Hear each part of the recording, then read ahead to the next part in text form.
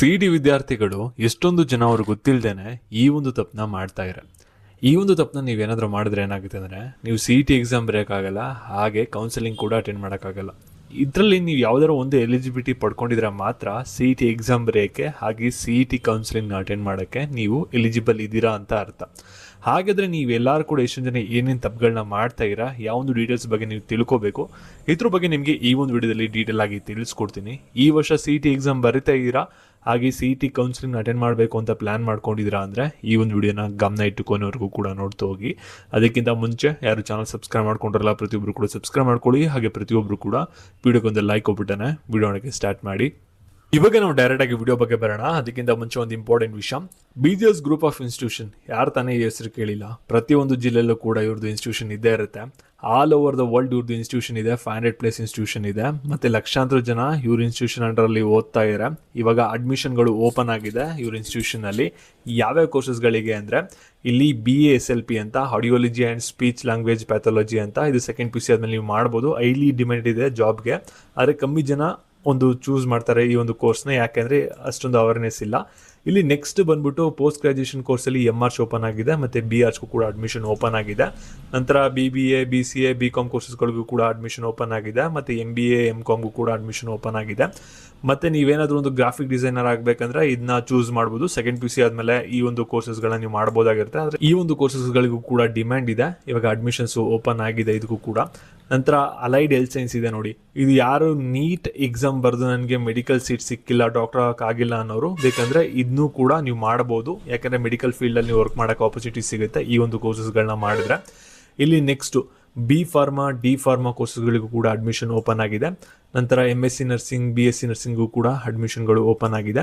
ಹಾಗೆ BPT ಕೋರ್ಸಸ್ಗೂ ಕೂಡ admission open ಆಗಿದೆ. ಇಲ್ಲಿ ಯಾರಿಗೆ MBBS ಮಾಡೋಕ್ಕಾಗಲ್ಲ, ಬ್ಯಾಕಪ್ಗೆ ಬೇಕಾದರೆ ನೀವು ಇದನ್ನ ಪ್ಲ್ಯಾನ್ ಮಾಡ್ಕೋಬೋದು BPT ಕೋರ್ಸ್ನ, ಇದಕ್ಕೂ ಕೂಡ ಒಳ್ಳೆ ಸ್ಕೋಪ್ ಇದೆ.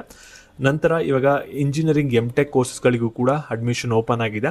ಹಾಗೆ ಇಂಜಿನಿಯರಿಂಗ್ UG ಕೋರ್ಸಸ್ಗಳಿಗೂ ಕೂಡ ಓಪನ್ ಆಗಿದೆ. ಕಂಪ್ಯೂಟರ್ ಸೈನ್ಸ್ ಆಗಿರ್ಬೋದು, ಮೆಕ್ಯಾನಿಕಲ್ ಆಗಿರ್ಬೋದು, ಇನ್ಫಾರ್ಮೇಷನ್ ಸೈನ್ಸ್ ಆಗಿರ್ಬೋದು, ಎಲೆಕ್ಟ್ರಾನಿಕ್ ಆ್ಯಂಡ್ ಕಮ್ಯುನಿಕೇಷನ್ ಆಗಿರ್ಬೋದು, ಎಲ್ಲ ಕೋರ್ಸ್ಗೂ ಕೂಡ ಅಡ್ಮಿಷನ್ ಓಪನ್ ಆಗಿದೆ. ಮತ್ತು ಇವ್ರಿಗೆ ಜಾಸ್ತಿ ನೆಟ್ವರ್ಕಿಂಗ್ ಇರೋದ್ರಿಂದ, ಮತ್ತು ಆಲ್ ಓವರ್ ದ ವರ್ಲ್ಡ್ ಇವ್ರದ್ದು ಕ್ಯಾಂಪಸ್ಗಳು ಮತ್ತು ಇನ್ಸ್ಟಿಟ್ಯೂಷನ್ ಇರೋದ್ರಿಂದ ಟಾಪ್ ಕಂಪ್ನಿಗಳು ಇವ್ರ ಜೊತೆ ಟೈಅಪ್ ಆಗಿದೆ.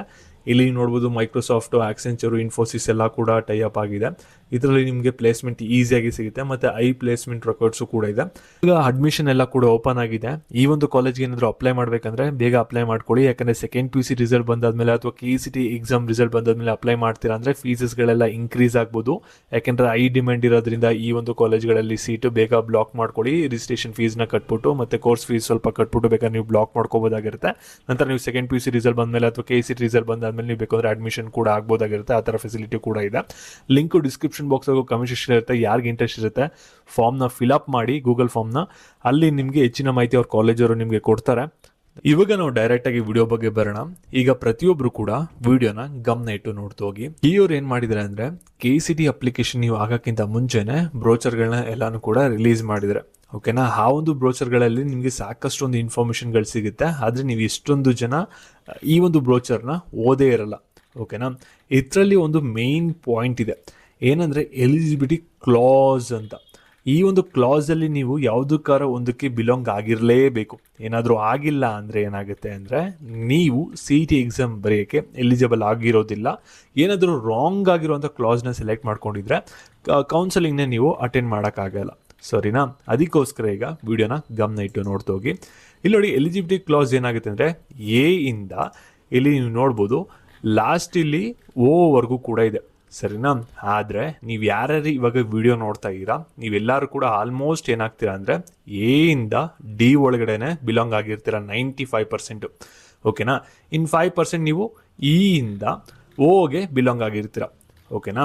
ಇಲ್ಲಿ ನೀವು ಯಾರ್ಯಾರು ಇವಾಗ ಕೀ ಅಪ್ಲಿಕೇಶನ್ ಹಾಕಿದ್ರಾ ಇಲ್ಲಿ ಎಲಿಜಿಬಿಲಿಟಿ ಕ್ಲಾಸ್ ಅಂತ ಬರುತ್ತೆ ನೋಡಿ, ಇದು ಕರೆಕ್ಟಾಗಿ ಬಂದಿದೆಯಾ, ಇದು ನಿಮಗೆ ಕರೆಕ್ಟಾಗಿ ಅಪ್ಲೈ ಆಗುತ್ತೆ ಅನ್ನೋದನ್ನು ನೀವು ಫಸ್ಟು ತಿಳ್ಕೊಬೇಕು. ಆಮೇಲೆ ಕರೆಕ್ಟಾಗಿ ಬಂದಿದೆಯಾ ಅನ್ನೋದನ್ನ ತಿಳ್ಕೊಬೇಕಾಗುತ್ತೆ, ಓಕೆನಾ.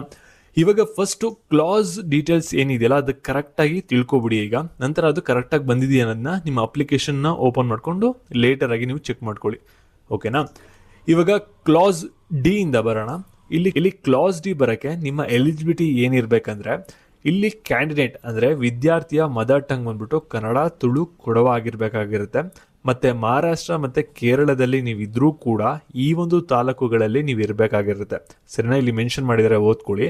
ಇದರಲ್ಲಿ ನೀವು 1ನೇ ಕ್ಲಾಸಿಂದ 2nd PUC ವರೆಗೂ ಕೂಡ ನೀವು ಓದಿರ್ಬೋದಲ್ಲಿ, ಆದರೆ ಮಿನಿಮಮ್ 7 years ಅಲ್ಲಿ ಸ್ಟಡಿ ಮಾಡಿರಲೇಬೇಕು ಇಷ್ಟು ತಾಲೂಕಲ್ಲಿ, ಯಾವ್ದಾರ ಒಂದು ತಾಲೂಕಲ್ಲಿ. ಓಕೆನಾ, ಆವಾಗ ನೀವು ಕ್ಲಾಸ್ ಡಿಗೆ ಬರ್ತೀರಾ, ನಿಮಗೆ ಕನ್ನಡ ಎಕ್ಸಾಮ್ ಬರೆಯೋದು ಕಂಪಲ್ಸರಿ ಆಗಿರುತ್ತೆ. ನಂತರ ಕ್ಲಾಸ್ ಸಿ, ಇಲ್ಲಿ ವಿದ್ಯಾರ್ಥಿ ಅಥವಾ ಅವ್ರ ಪೇರೆಂಟದು ಮದರ್ ಟಂಗ್ ಬಂದ್ಬಿಟ್ಟು ಕನ್ನಡ, ತುಳು, ಕೊಡವ ಆಗಿರಬೇಕಾಗಿರುತ್ತೆ. ಮತ್ತು ಪೇರೆಂಟ್ಸ್ ಬಂದ್ಬಿಟ್ಟು ಕರ್ನಾಟಕ ಡೊಮಿಸೈಲ್ ಆಗಿರಬೇಕಾಗಿರುತ್ತೆ. ಮತ್ತು ವಿದ್ಯಾರ್ಥಿ ಏನಾದರೂ 2nd PUCನ ಏನಾದರೂ ಔಟ್ಸೈಡ್ ಆಫ್ ಕರ್ನಾಟಕ ಬರೀತಾ ಇದ್ರೆ ಅವರು ಕ್ಲಾಸ್ ಸಿಗೆ ಬರ್ತಾರೆ. ಇವ್ರನ್ನ ಹೊರನಾಡು ಕನ್ನಡಿಗಸ್ ಅಂತ ಕನ್ಸಿಡರ್ನ ಮಾಡ್ಕೋತಾರೆ. ಇವ್ರಿಗೂ ಕೂಡ ಕನ್ನಡ ಎಕ್ಸಾಮ್ ಬರೆಯೋದು ಕಂಪಲ್ಸರಿ ಆಗಿರುತ್ತೆ. ಇದನ್ನ ಬರ್ದಿಲ್ಲ ಅಂದರೆ ಕೌನ್ಸಿಲಿಂಗ್ನ ಅಟೆಂಡ್ ಮಾಡೋಕ್ಕಾಗಲ್ಲ ಕ್ಲಾಸ್ ಸಿ ಮತ್ತು ಡಿ ವಿದ್ಯಾರ್ಥಿಗಳು. ಸರಿನಾ.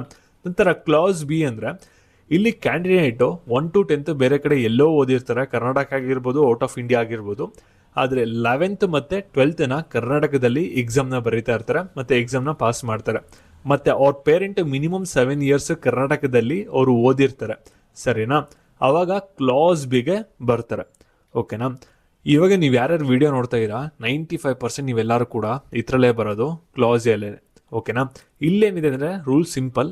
ಇವಾಗ 1ನೇ ಕ್ಲಾಸಿಂದ 2nd PUC ವರೆಗೂ ಕೂಡ ಅದರಲ್ಲಿ ನೀವು ಮಿನಿಮಮ್ 7 years ಕರ್ನಾಟಕದಲ್ಲಿ ಓದಿರಬೇಕು.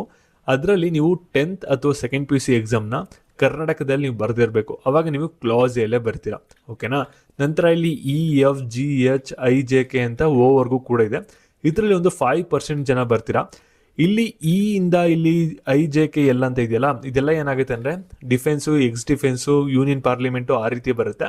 ಈ ಒಂದು PDF ನಿಮಗೆ ಗ್ರೂಪಲ್ಲಿ ಶೇರ್ ಮಾಡಿರ್ತೀನಿ. ಟೆಲಿಗ್ರಾಮ್ ಮತ್ತು ವಾಟ್ಸಪ್ ಚಾನಲಲ್ಲಿ ಲಿಂಕು ಡಿಸ್ಕ್ರಿಪ್ಷನ್ ಬಾಕ್ಸ್ ಇರುತ್ತೆ, ಅದ್ರಲ್ಲಿ ಕ್ಲಿಕ್ ಮಾಡಿ ನೀವು ಇನ್ನೂ ಡೀಟೇಲ್ ಆಗಿ ನೋಡ್ಕೊಳ್ಳಿ. ಓಕೆನಾ. ಇದು ಈ ರೀತಿ ಒಂದು ಕ್ಲಾಸಸ್ಗಳು ವರ್ಕ್ ಆಗುತ್ತೆ. ನಿಮಗೆ ಕ್ಲಾಸಸ್ ಬಗ್ಗೆ ಗೊತ್ತಾಯಿತು. ಸರಿನಾ. ಇವಾಗ ನೀವೇನು ಮಾಡಬೇಕಾಗುತ್ತೆ, ನಿಮ್ಮ ಅಪ್ಲಿಕೇಶನ್ ನೀವು ಓಪನ್ ಮಾಡ್ಕೋಬೇಕಾಗುತ್ತೆ. ಇಲ್ಲಿ ನಿಮ್ಮ ಕ್ಲಾಸ್ ಎ ಬಂದಿರುತ್ತೆ, ನಿಮ್ಮದು ಕರೆಕ್ಟಾಗಿ ಬಂದಿದೆಯಾ, ಕ್ಲಾಸ್ ಬಿ ಕರೆಕ್ಟಾಗಿ ಬಂದಿದೆಯಾ, ಕ್ಲಾಸ್ ಸಿ ಕರೆಕ್ಟಾಗಿ ಬಂದಿದೆಯಾ ಅನ್ನೋದನ್ನ ನೋಡ್ಕೊಳ್ಳಿ. ಓಕೆನಾ. ಏನಾದರೂ ರಾಂಗ್ ಆಗಿತ್ತು ಅಂದರೆ ಕೌನ್ಸಿಲಿಂಗ್ ಅಟೆಂಡ್ ಮಾಡಬೇಕಾದ್ರೆ ಅದು ಪ್ರಾಬ್ಲಮ್ ಆಗುತ್ತೆ. ಇವಾಗಲೇ ಸರಿ ಮಾಡ್ಕೊಳ್ಳಿ. ಮತ್ತು ನಿಮ್ಮ ಫ್ರೆಂಡ್ಸ್ಗಳಿಗೂ ಕೂಡ ಈ ಒಂದು ವಿಡಿಯೋನ ಶೇರ್ ಮಾಡಿಬಿಟ್ಟು ಇದು ಒಂದು ಅಪ್ಡೇಟ್ ಇದೆ ಅನ್ನೋದನ್ನ ಅವ್ರಿಗೂ ಕೂಡ ತಿಳಿಸಿ, ಅವ್ರಿಗೂ ಕೂಡ ಹೆಲ್ಪ್ಫುಲ್ ಆಗುತ್ತೆ. Thank you.